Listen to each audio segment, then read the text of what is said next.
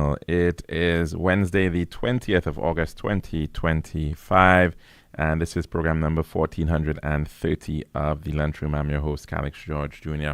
Now, of course, in addition to 101.1 FM radio, you can also get us at our website, rcistlucia.com, and we are also streaming live on Facebook. You just have to search for the official page of Radio Caribbean International, and please be sure to like and share that as well with your friends and family. And of course, if you want to call in to tell us what's on your plates today, the number to do so is 452-3046. Again, 452-3046. And you can also message in on our WhatsApp number. That is 724-0008. Again, 724-0008. We want to send out some birthday greetings today. First, Mr. Che Grant, happy birthday to you, sir. And, of course, we hope that you're having a splendid birthday. And, of course, congratulations on tying the knot. Hope you're having a wonderful, wonderful birthday indeed. We also want to send out some birthday greetings to Chanel Segis. Happy birthday to you. And wishing you a wonderful birthday indeed. And also, birthday greetings going out to Mrs. Karis or Maria George Lomax, and happy birthday to you, and we hope that you're having a wonderful birthday as well.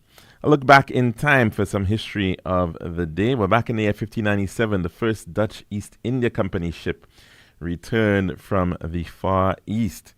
1619, on this day, slavery began in mainland British colonies of North America, when the first known African captives of approximately 20 individuals landed at Point Comfort, Virginia, before being sold or traded into servitude. In the year 1741, on this day, Alaska was first sighted by a Russian expedition led by the Danish explorer Vitus Bering. And in 1905, on this day, Chinese revolutionary Sun Yat-sen formed the first chapter of the Tongmenghui, a union of secret societies determined to bring down the Qing dynasty. 1968, on this day, 250,000 Soviet and Warsaw Pact troops invaded Czechoslovakia at night to suppress what was known as the Prague Spring. And in 1993, on this day, the Oslo Peace Accords were signed between Israel and the Palestine Liberation Organization, the PLO. After secret negotiations in Norway, a public ceremony in Washington, D.C. was held the following month. We now move on to our dish of the day. Serving now, the Daily Dish. Not for profit charity, but for service we can handle your financial business. How loan that you need, they can assist. No other credit union can do it like this. Get your contactless Visa card ASAP. Need some cash, just tap. Online services, download the app. No waiting in line, just tap. Safest way to secure your money. Solutions Workers Credit Union, Paese, put in workers first. That's what we do. The SLUWCU, yeah.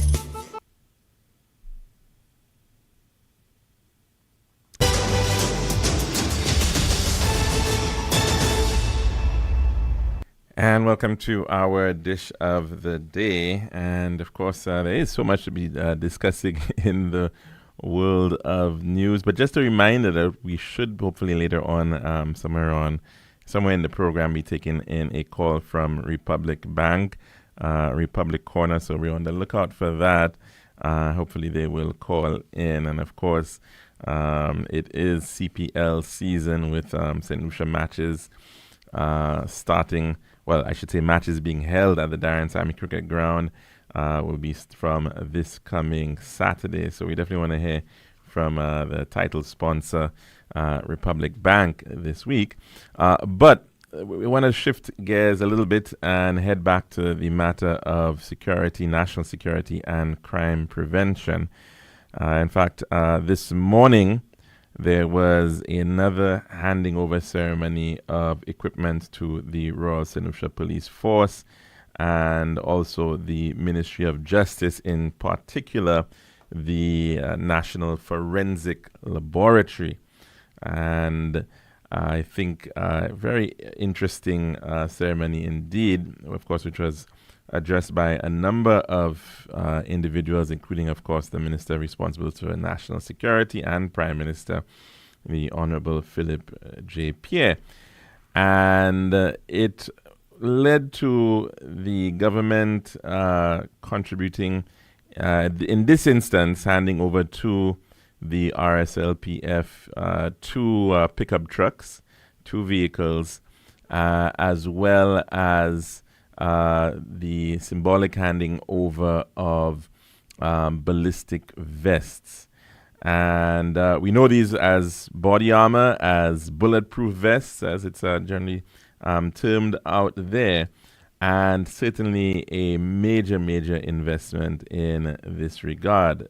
Previously, in fact, the point being made by the island's Minister for Crime Prevention, Honorable Jeremiah Norbert, who was in another life a police officer, he spoke to his time in the drug squad, and he was explaining that in the case of the drug squad at the time, there were just 9 bulletproof vests.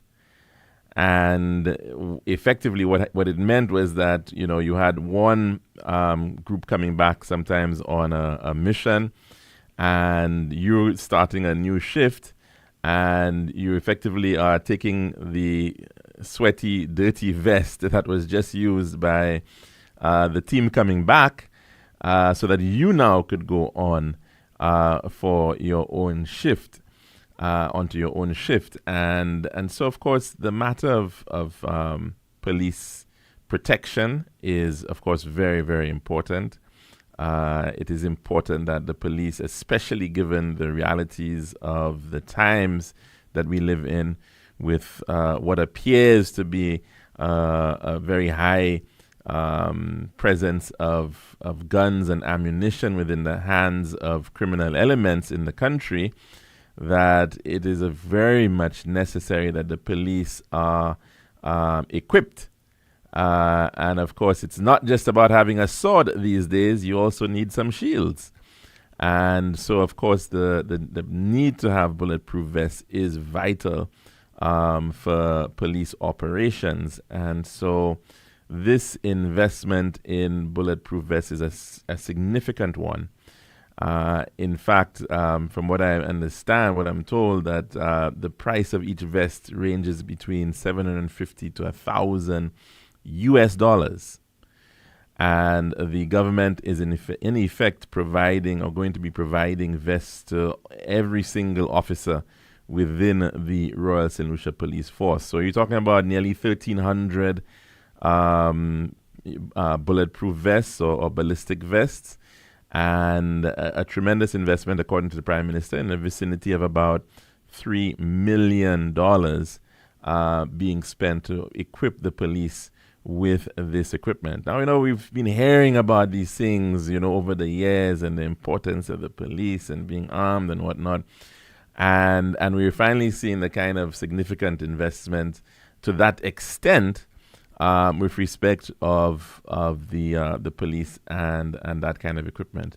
Now, of course, there's a lot more that has to come, no doubt about it, but certainly a significant investment in respect of this really vital piece of equipment, which can effectively be life-saving to the police, and certainly makes a big difference in terms of the ability for the police to act out in the field, out during operations where they effectively are taking on a high degree of risk.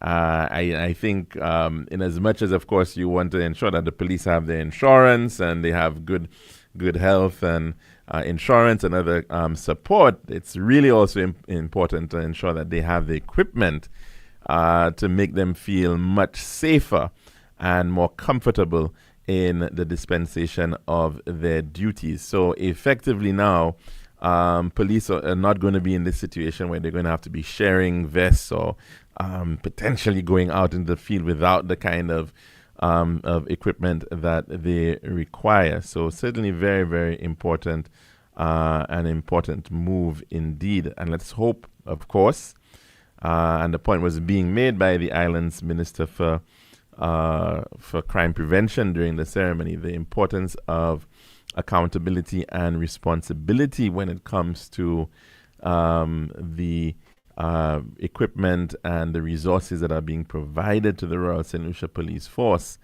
because you could, and he was making the point, in the case of vehicles, far too often we're seeing a lot of vehicles being spent, being purchased for the RSLPF, and we all know that, yes, it is and can be a highly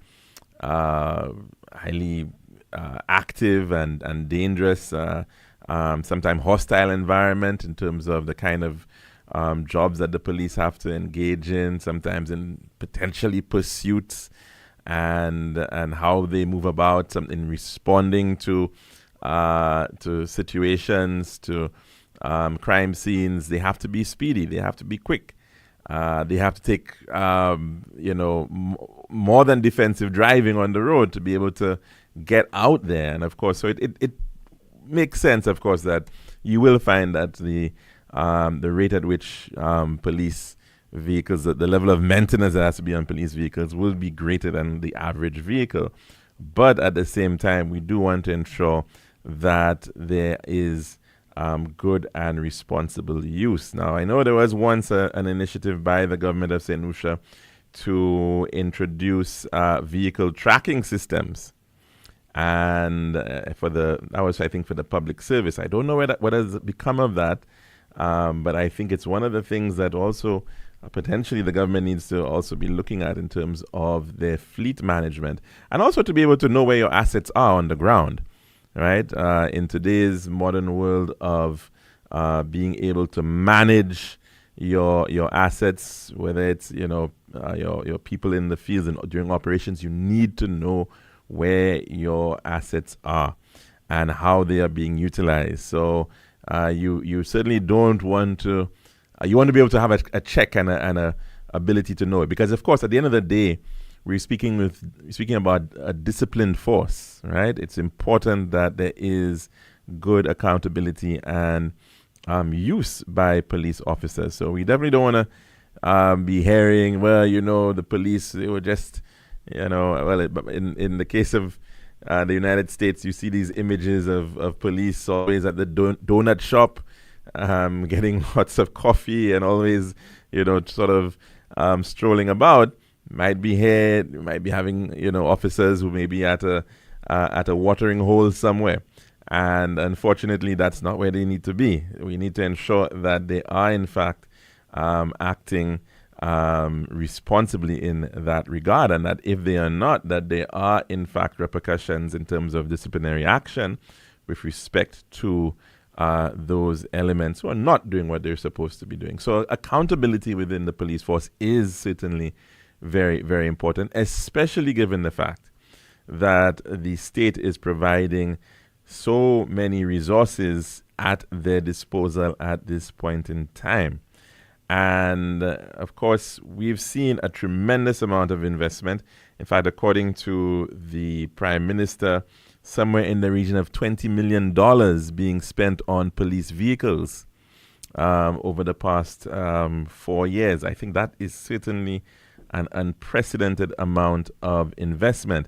And so you're talking about here, $3 million being spent on these ballistic vest equipment. We, of course, and no doubt lots of in terms of other inventory being spent on. We know about the infrastructure, the physical infrastructure, like the new Northern Divisional Headquarters being constructed at Massad to serve the north of the island, to serve Grosley.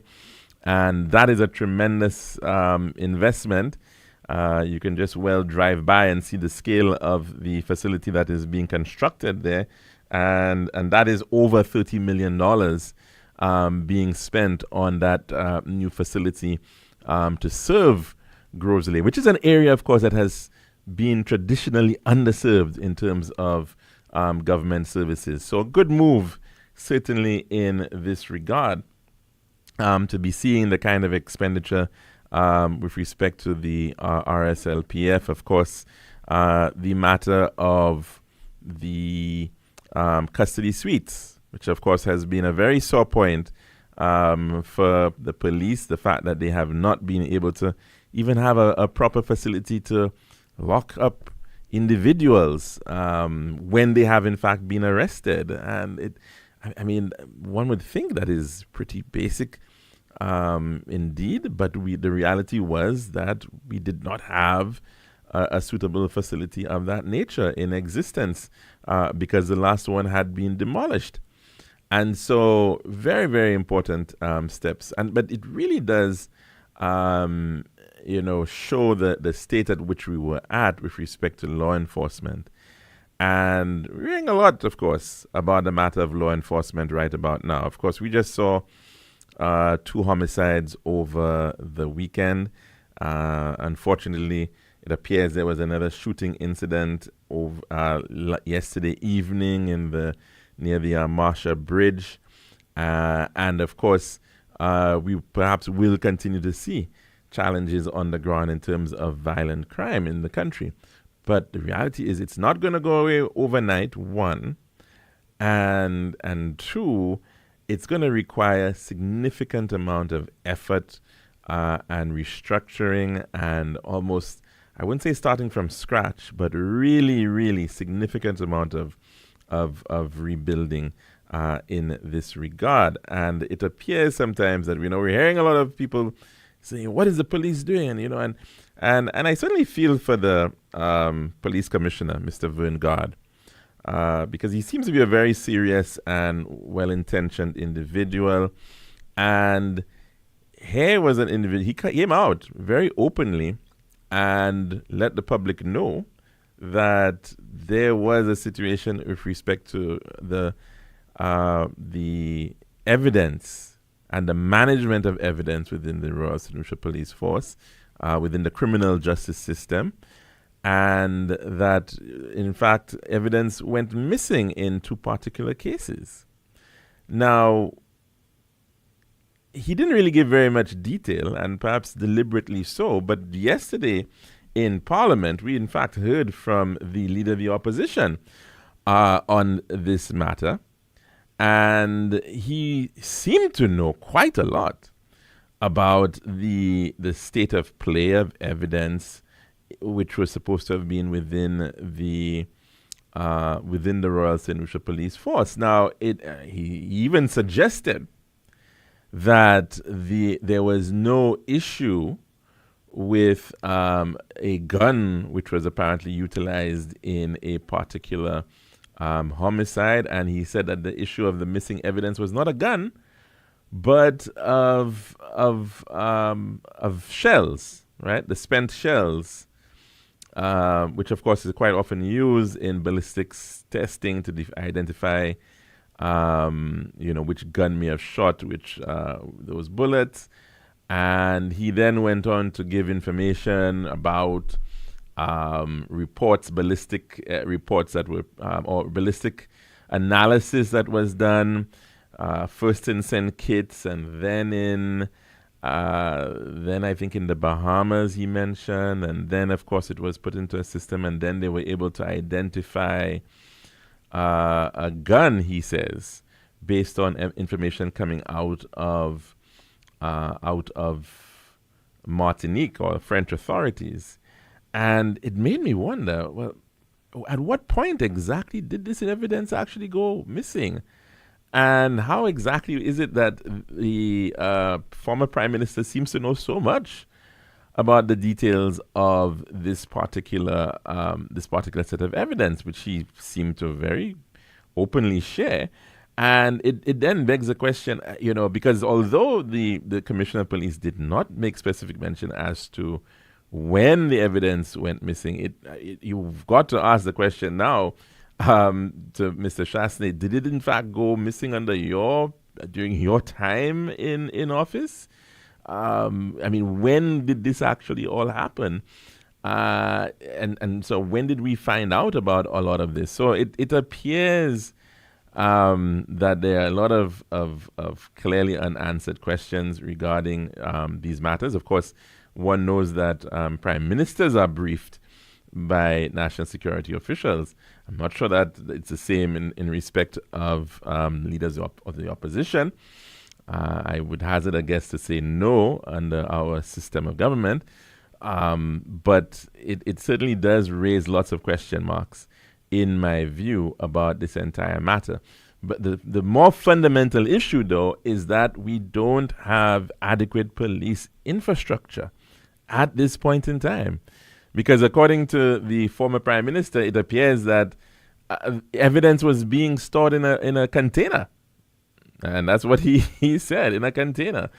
I mean, this is very, very concerning indeed, and should not find any comfort with respect to the state of play in terms of the resources that are available to the Royal St. Lucia Police Force. So there has certainly been a significant deficit of investment, a dearth of investment over the time.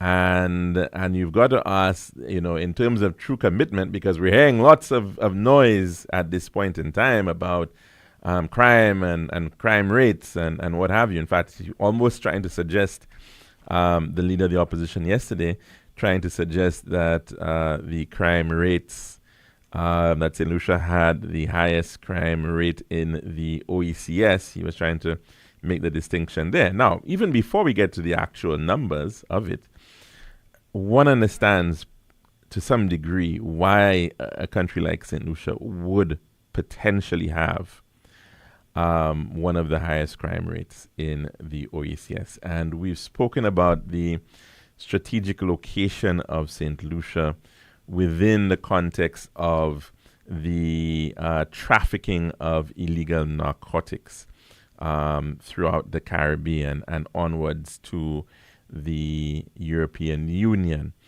And St. Lucia being a sort of a staging point for movement of supplies which are effectively coming from the South American mainland, in particular from Colombia and Venezuela, and heading towards through Trinidad and then onwards to St. Lucia and then onwards to Martinique. It's a major play. And of course, remember, these things are moving. So islands that actually have a lot more links and connections by virtue of more flights, more boats and ships coming in will tend to be the points of where you're going to have a lot of movement as well. And so this is one of the challenges, certainly, that we face here in St. Lucia. And that places us, it sounds advantageous, but in the case, it's advantageous to the criminals as well, unfortunately. And that is the challenge that we have in this regard.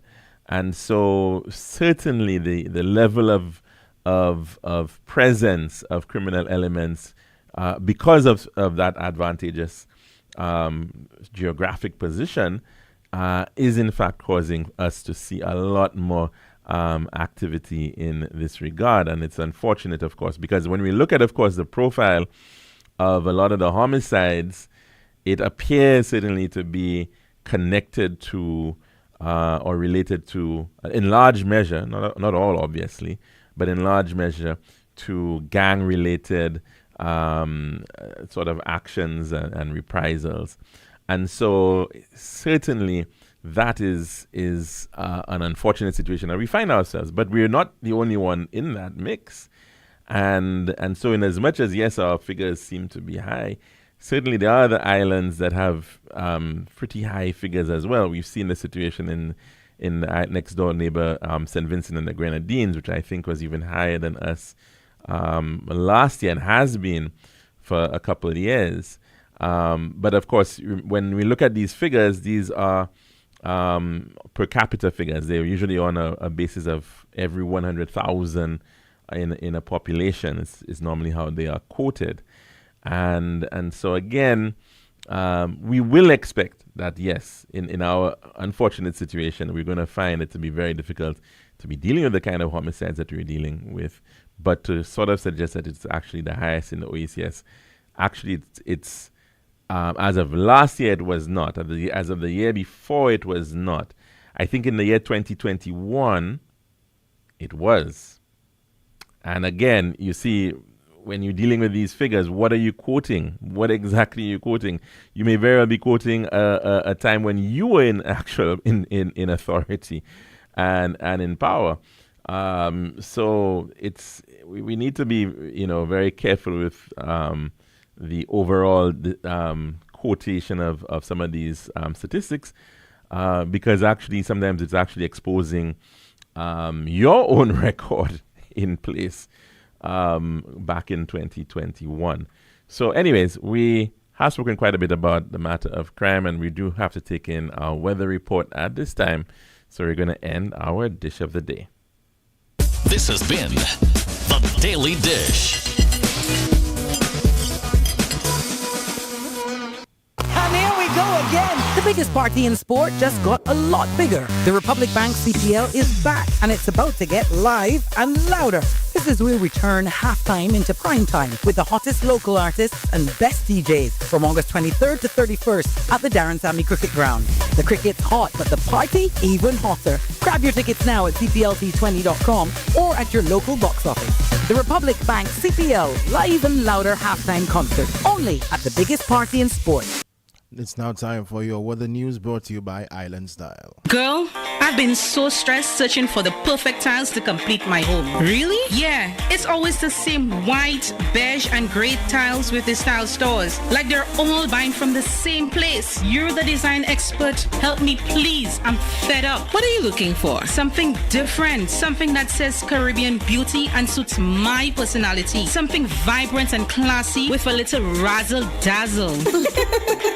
Okay, Ms. Razzle Dazzle, I know just the place. Island Style Tile and Bath, they're my number one store for everything tile. And with their new In Living Color collection, you'll find the most gorgeous styles to give you that splash of Caribbean flair you're looking for. That sounds perfect. I'll even take you myself and throw in a free design consultation. I'll never say no to that, sis. I can't afford you anyway. Visit our Island Style showrooms in Castries, Rodney Bay, and Vieux Fort, or call 450-452 or 453 Tile. We'll help bring your vision to life in living color. This is Radio Caribbean International. It's now time for the weather news.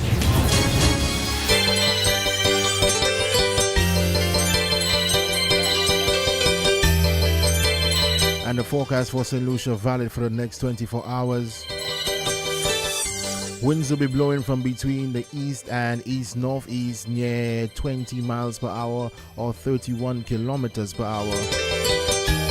Weather fair to partly cloudy and hazy with a few brief showers. Forecast for the Lesser Antilles.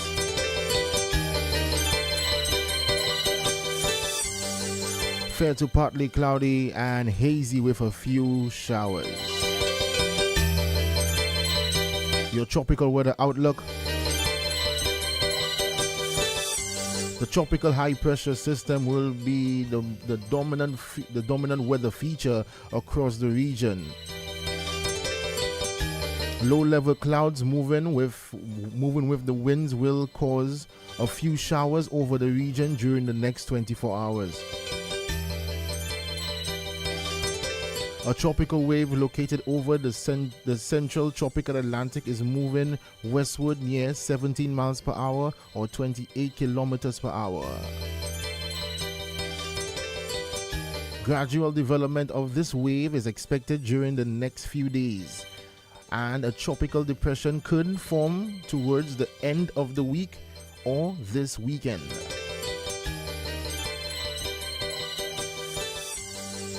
The system is expected to begin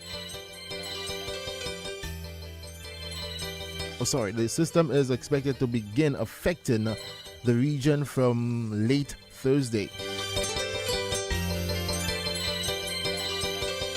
Another tropical wave located over the far eastern tropical Atlantic is moving westward near 15 miles per hour or 28 kilometers per hour.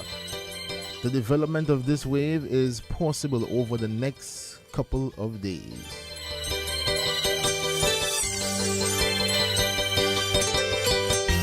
And that was your weather news brought to you by Island Style. This has been RCI's Weather News. For more information, call the Weather Hotline at 454-3452. RCI 101 number 1. Girl, I've been so stressed searching for the perfect tiles to complete my home. Really? Yeah, it's always the same white, beige, and gray tiles with these tile stores. Like they're all buying from the same place. You're the design expert. Help me, please. I'm fed up. What are you looking for? Something different. Something that says Caribbean beauty and suits my personality. Something vibrant and classy with a little razzle dazzle. Okay, Ms. Razzle Dazzle, I know just the place. Island Style Tile and Bath, they're my number one store for everything tile. And with their new In Living color collection, you'll find the most gorgeous styles to give you that splash of Caribbean flair you're looking for. That sounds perfect. I'll even take you myself and throw in a free design consultation. I'll never say no to that, sis. I can't afford you anyway. Visit our Island Style showrooms in Castries, Ronnie Bay, and View Fort, or call 450-452 or 453 Tile. Will help bring your vision to life in living color.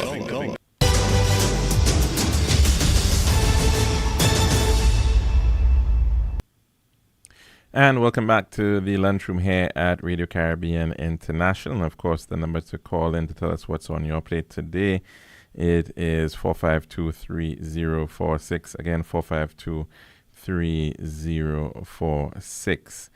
And WhatsApp number, it is 724-0008. Again, 724-0008. Now, like I said, I suppose it is the silly season, and it's the season of mudslinging, and there's been a bit of that going on, no doubt about it.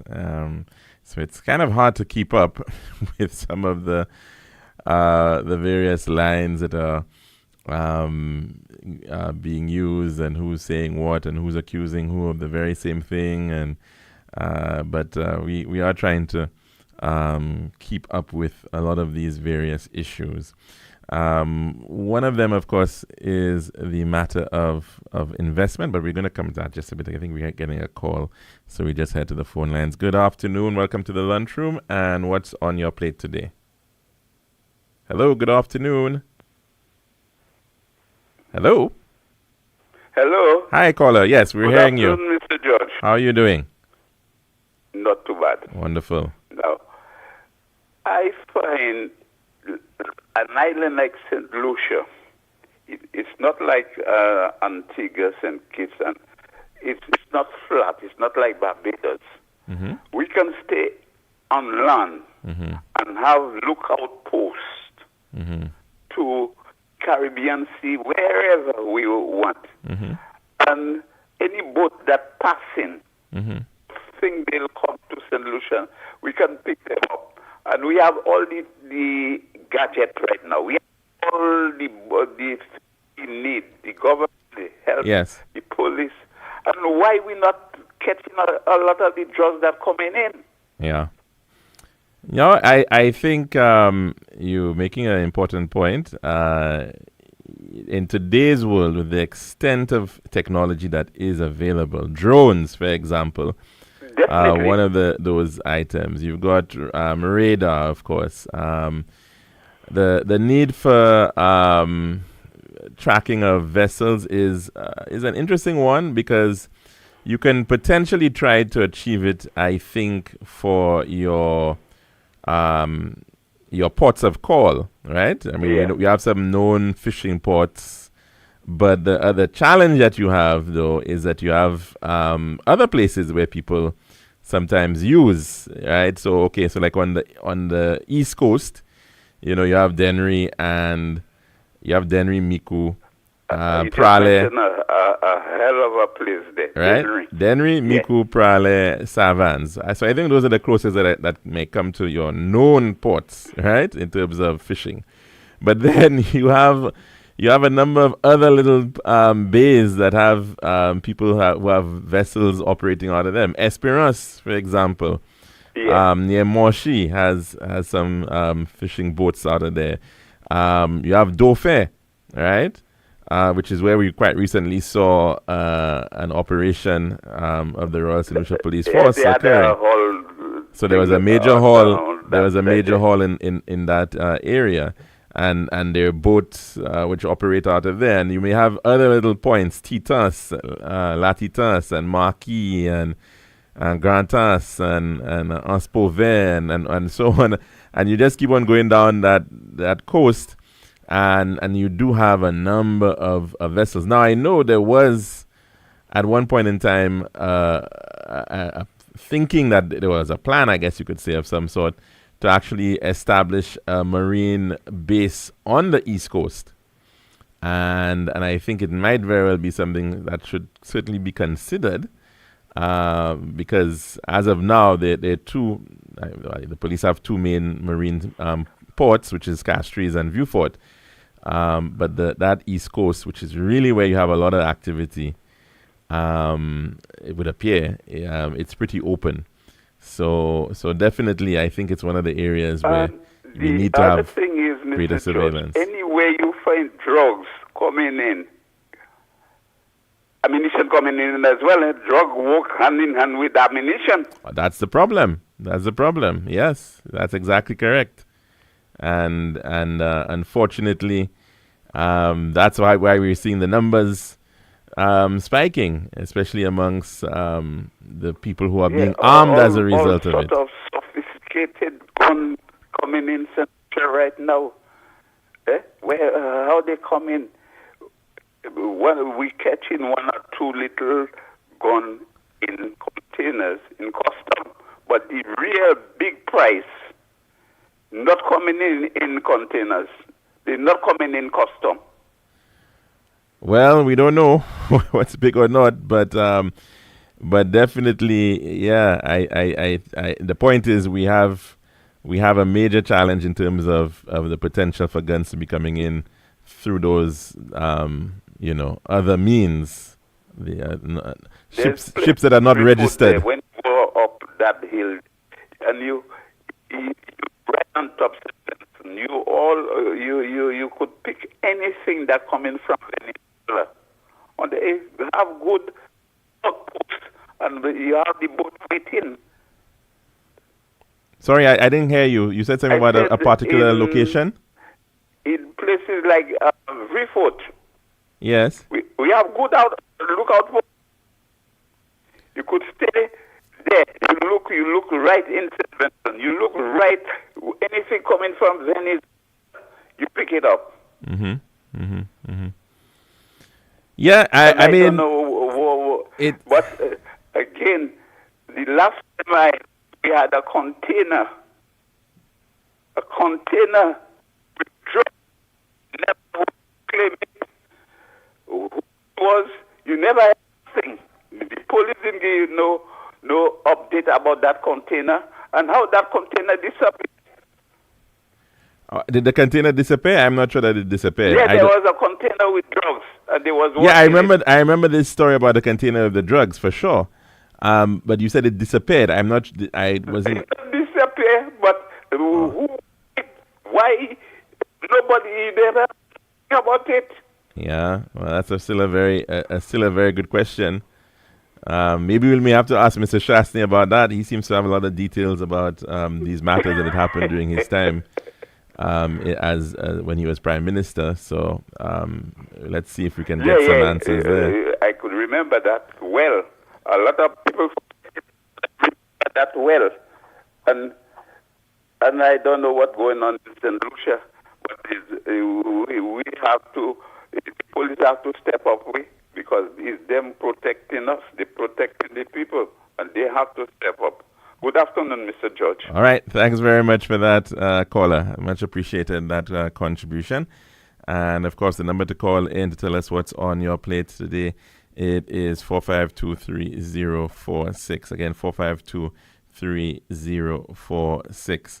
So yeah, the big question, I suppose, is that, we keep on hearing, of course, of the need to see more done in the case of the police, but I think the police is part of the solution, but they will not be able to do it on their own, and certainly it really requires for a lot of coordination, a lot of cooperation. And there have been many suggestions. For example, the need for a National Security Council, a National Security Plan, not just necessarily a police strategy, which of course is very much necessary, but looking at how you really can coordinate a lot of the various agencies and operations as well.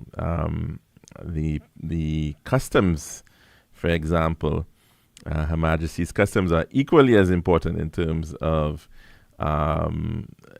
protection of our borders and how to be able to approach that aspect as well is really a critical one, although we see it quite often as a revenue agency. It certainly also has significant enforcement roles as well. And of course, likewise, the matter of, once somebody actually, in fact, gets through a court case and is found guilty of a crime, the treatment of those individuals and rehabilitation and the whole matter of corrections is also another major one which we've spoken about. A lot of these wheels have to be turning in a coordinated fashion, and so it's really beyond just the police. We quite often just throw it at the police. I'm not saying that they don't have a critical role, but certainly it goes beyond them as well. Now, the matter of investment is one I want to touch on a little bit, and we want to come back to DSH. And DSH, Desert Star Holdings, you might recall that it was one of those grand projects which had been put forward by the Alan Chastney administration as a game changer for St. Lucia. And quite recently, an individual who I think could perhaps be identified as a surrogate of the United Workers' Party, has been for some time, was on a talk show program speaking about the one of the reasons why she, in fact, shifted from her support from the St. Lucia Labour Party to that of the United Workers' Party was the whole idea of the vision of Mr. Alan Chastney.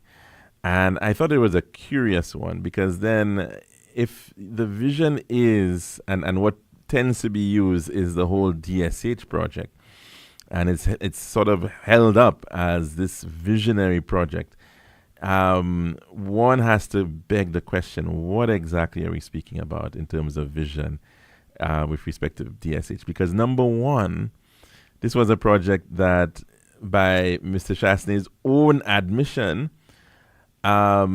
he found, quote unquote, it was put on a side, so to speak, right? It was not approved by the Kenny Anthony administration, which was considering this project, but it had not been approved because of a lot of concerns over dislocation and the impacts that the project would have on the area of Vieux-Fort. And I remember Dr. Kenny Anthony calling a meeting of stakeholders, persons from various agencies who had interest in the south of the island in terms of the environmental, agricultural, economic, commercial, interests in terms of the development of the South. It brought them in to,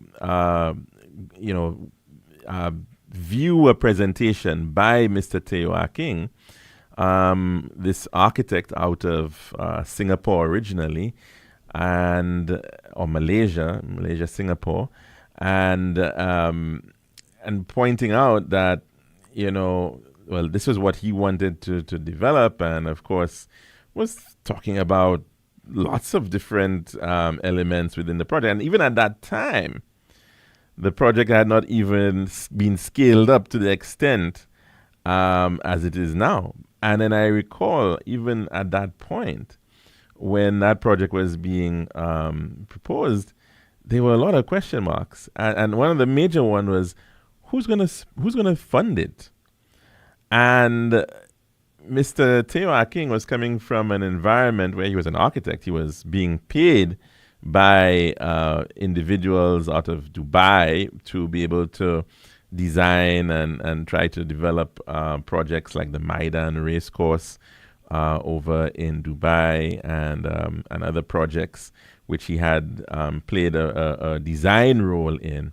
But it's one thing to be an architect. It's one thing to be a designer. It's one thing to be under the employ of a developer. But it's a whole other ball game when you are now the developer, because the developer is the individual who is expected to be able to raise the finance and to be able to come up with a product. So you may have a design, but in the case of Dubai, he was not the developer. He was not the one coming forward and spending his own money. He was spending other people's money. And of course, Dubai was awash, or is awash with money.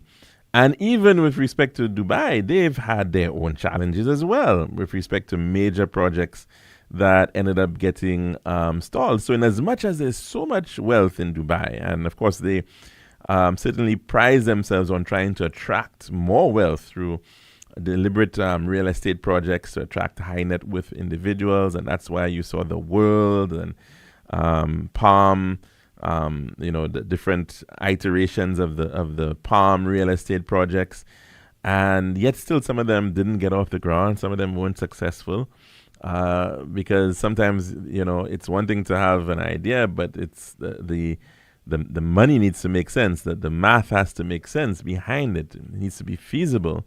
And sometimes the markets can't sustain some of these, the scale of some of these projects. And so even in a place like Dubai, he was not able to, in the case of the project the Palm project he was working on, Palm Dera, was actually not successful. And he was actually coming in at a point where he was redesigning it, trying to get it back up going. And that didn't work out in any case. So it didn't make any sense. Here you are talking about a $2.6 billion US dollar investment. And what are you bringing to the table? At the time, as far as I can recall, it was about 10 million US dollars.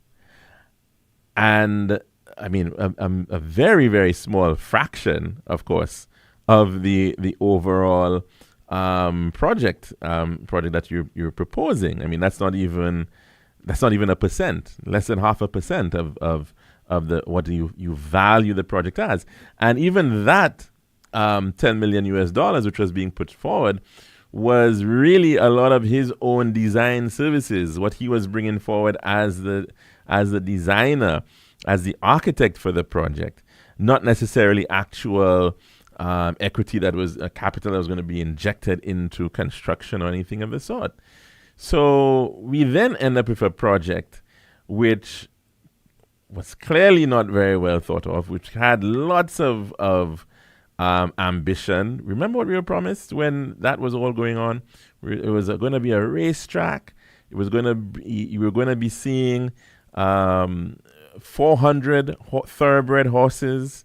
These horses, we're going to realize racing going on there on a daily basis, right? And out of that, of course, the proceeds from the gaming, because this would have then been broadcast around the world, and it, somehow would attract visitors from Asia, because the argument again being made was that this was it was illegal to have horse racing over in China, and so therefore Chinese would be flocking to St. Lucia or flocking to the DSH race course to be able to engage in watching racing. Let's take a call at this time. Good afternoon. Welcome to the lunchroom. What's on your plate today?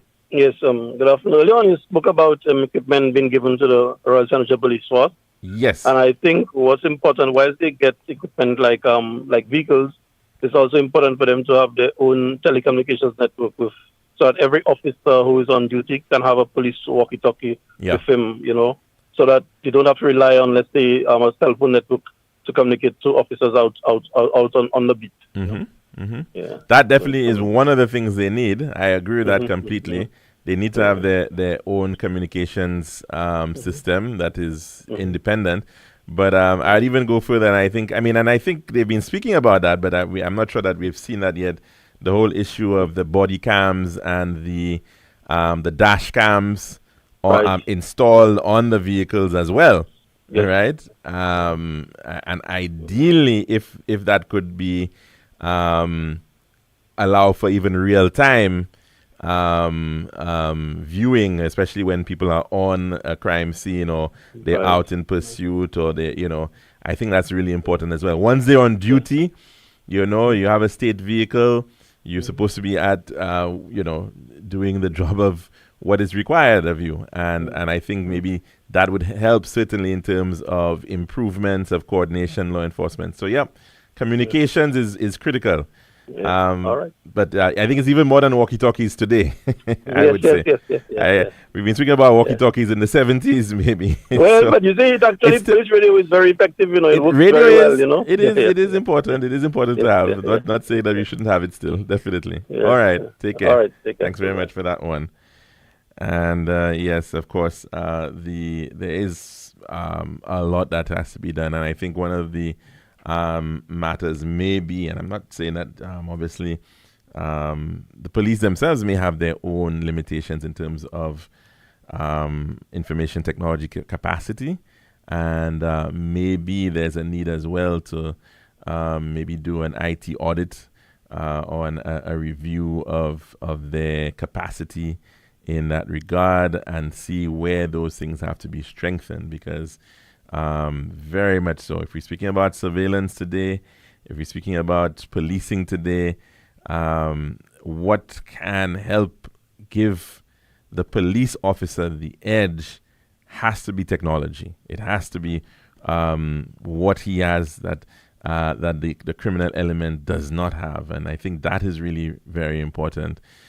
Sometimes it can be, in some quarters, it can be controversial, and I know some people may have their own beliefs about the prevalence of CCTV. In China, it's so prevalent, it's like people feel it's like, Big Brother always watching over you. But that's the big question. I mean, what are you willing to give up in terms of privacy? And should there really be a concept of privacy when you're out on the street or on the road? But then some people may say, hey, you have other areas where you have issues of intercepting of telecommunications. That's a big one. And even in Barbados right now, it was a hot topic recently with a new legislation being brought forward there. So it certainly is, I think, one of the things, as of many, the police definitely need to be able to have the edge when it comes to crime fighting, the use of information and communications technologies and other technologies that are very much necessary at this point. It's one thing to have, although we don't have it, but let's say we had 2,000 cameras. You need to have the software to be able to do the kind of tracking of facial recognition and that, of course, I'm not sure how much that's going to cost, but it's something that I think is where we certainly need the assistance of other entities to be able to support that kind of work, because it does take resources. And just think about it. The more cameras you have, the more data you need to store, these things ramp up. These things ramp up very quickly. I mean, we're talking about data centers, and it's one of the things that you probably will have to have.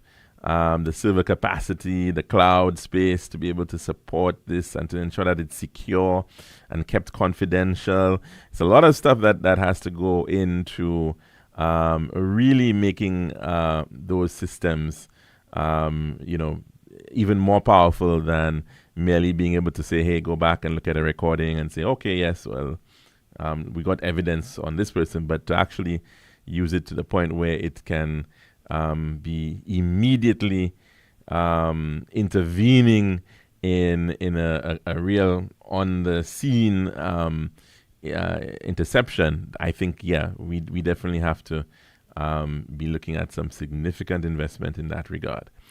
That's our program for today, and we do hope that you can join us again tomorrow at the Lunchroom on Radio Caribbean International. Take care.